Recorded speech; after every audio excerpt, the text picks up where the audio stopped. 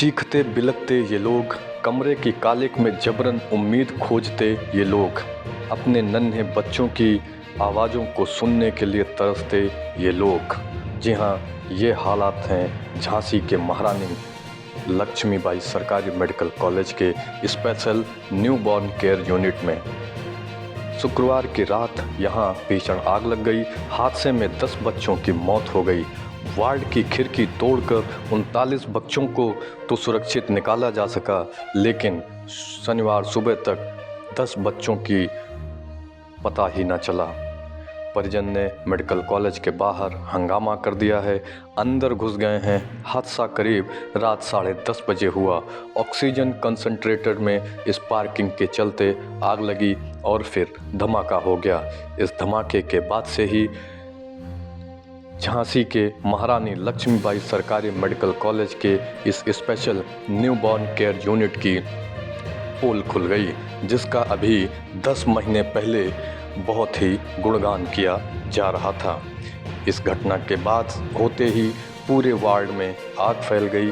Ward boy ने आग बुझाने की कोशिश की, लेकिन वहां पर लगे अग्निशमन यंत्र यानी फायर एक्सटिंग्विशर चलाया गया, जो 4 साल पहले ही एक्सपायर हो चुका था, इसलिए वो भी काम नहीं किया। सूचना पर फायर ब्रिगेड की 6 गाड़ियां पहुंची, खिड़की तोड़कर पानी की बौछारें मारी। डीएम एसपी पहुंचे। भीषण आग को देखते हुए सेना को बुलाया गया। करीबन 2 घंटे की मशक्कत के बाद इस आग पर काबू पाया गया। इधर इस हादसे के बाद सीएम योगी ने हाई लेवल की मीटिंग की। उन्होंने कमिश्नर डीआईजी को 12 घंटे के अंदर रिपोर्ट देने के आदेश दिए। सुबह 5 बजे झांसी पहुंचे डिप्टी सीएम ब्रजेश पाठक ने कहा कि हादसे की जांच होगी। पहली स्वास्थ्य विभाग करेगा, दूसरा पुलिस करेगी, तीसरी मजिस्ट्रेट से जांच कराई जाएगी। अगर कोई चूक पाई जाती है तो जिम्मेदारों पर बड़ी कार्रवाई करेंगे। मेडिकल कॉलेज के एसएनसीयू वार्ड से आग की लपटें बाहर आती देख परिजन चीखते हुए वार्ड की ओर दौड़ पड़े। कई परिजन लपटों की परवाह किए बगैर ही अंदर जा घुसे। फायर कर्मियों ने उनको बाहर किया। अफरा तफरी के बीच दमकल कर्मी वार्ड के भीतर पहुंच सके। उसके बाद वार्ड से भर्ती नवजात शिशुओं को बाहर निकालने लगे। नवजातों को बाहर निकालते ही कई परिजन बदहवास हालात में उनको अपने साथ उठाकर ले गए। एसएनसीयू वार्ड में जन्म के बाद पीलिया, निमोनिया आदि से पीड़ित नवजात बच्चे रखे जाते हैं। महज चंद घंटे की उम्र होने के नाते पहचान के लिए इनके हाथ में सिर्फ मां के नाम की स्लिप और पाँव में रिबन लगी होती है, लेकिन आगजनी के बाद अफरा तफरी में अधिकांश नवजात के हाथ की स्लिप निकल गई। इनको बाहर निकाला गया तो इनके पास पहचान की इनके पास कोई भी चिन्ह नहीं था। अधिकांश परिजनों को तो जो नवजात मिला वो उसे ही उठाकर ले गए। कई माँ बाप रोते बिलखते हुए अपने बच्चों के लिए गुहार लगाते रहे। कई परिजनों ने डॉक्टर, कर्मी और अधिकारियों से भी गुहार लगाते रहे, लेकिन कोई जवाब नहीं मिला। वहीं एक रानी सेन नामक महिला ने देर रात बताया कि उनका 3 दिन का बच्चा भी नहीं मिल रहा है। रानी ने बताया कि उनकी देवरानी का नाम संध्या है। उनके 3 दिन पहले ही बच्चा हुआ था। तबीयत बिगड़ने पर उसे मेडिकल कॉलेज में भर्ती कराया गया था। आग लगने के बाद से संध्या का बच्चा नहीं मिल रहा है। कई घरों में बहुत दिनों की मन्नतों के बाद कुछ ही दिन पहले किलकारियाँ गूंजी थी, लेकिन अब कलेजे पर पत्थर रखकर बाहर की ओर रखे शवों के बीच में से अपने नवजात तलाशने पड़ रहे थे। दमकल कर्मी अपने साथ ही नवजात को बाहर ले आ रहे थे। परिजन उनको घेर लेते हैं। बचाव कार्य के दौरान एक के बाद एक 10 लाशें बाहर निकल गई। इन लाशों में परिजन अपने नवजातों को खोजते रहे। इसके साथ इतने नवजातों की लाश जिसने भी देखी उसकी ही आंखें नम हो उठीं। पुलिस और प्रशासन कर्मी देर रात तक उनकी शिनाख्त कराने में जुटे रहे। इस अग्निकांड के बाद अब जांच होगी, रिपोर्ट आएगी, तमाम लीपापोती होगी। कभी इस मंत्री का बयान, कभी उस मंत्री का बयान। कभी विपक्ष का तकरार, कभी सरकार की तकरार, सब कुछ चलेगा, लेकिन इन मरे हुए नवजातों को इंसाफ शायद ही अब कभी मिल पाएगा। इसको हादसा कहा जाएगा या लापरवाही कहा जाएगा, ये तो जांच रिपोर्ट में ही पता चल पाएगा। लेकिन जिनके ऊपर ये बीती है उनसे कोई जाकर पूछे तो शायद ही किसी के पास कुछ जवाब होगा। RNN news bureau report, Jhansi.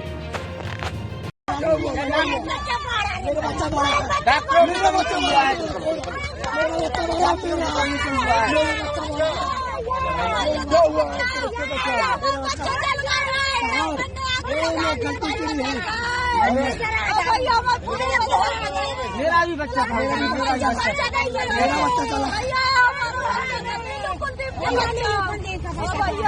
चलिए प्रशासन लगा हुआ है।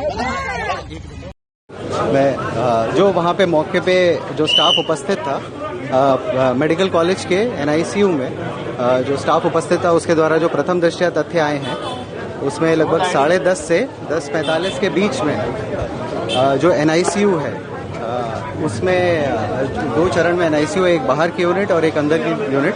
जो कम क्रिटिकल होते हैं वो बाहर की तरफ रहते हैं, जो ज़्यादा क्रिटिकल होते हैं वो अंदर की तरफ रहते हैं। तो जो अंदर की यूनिट है उसमें संभवतः शॉर्ट सर्किट से आग लगी और उसके बाद जो बाहर की तरफ बच्चे थे वो लगभग सभी बचा लिए गए हैं और अंदर के जो बच्चे थे उसमें से भी काफ़ी बच गए हैं।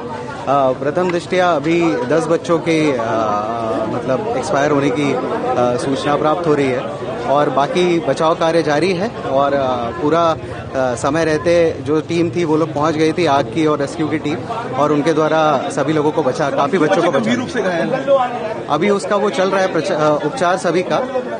जो गंभीर रूप से घायल है उसकी अभी हम लोग टेक केयर कर रहे हैं, कितने हैं उसकी सब सूची बना के पूरा। बच्चे थे सर आग लगने के प्रथम दृष्टया कारण जो वहाँ पे स्टाफ ऑन ड्यूटी था उसके द्वारा यही बताया गया कि शॉर्ट सर्किट स्पार्क हुई अंदर वाली यूनिट में प्रथम दृष्टया।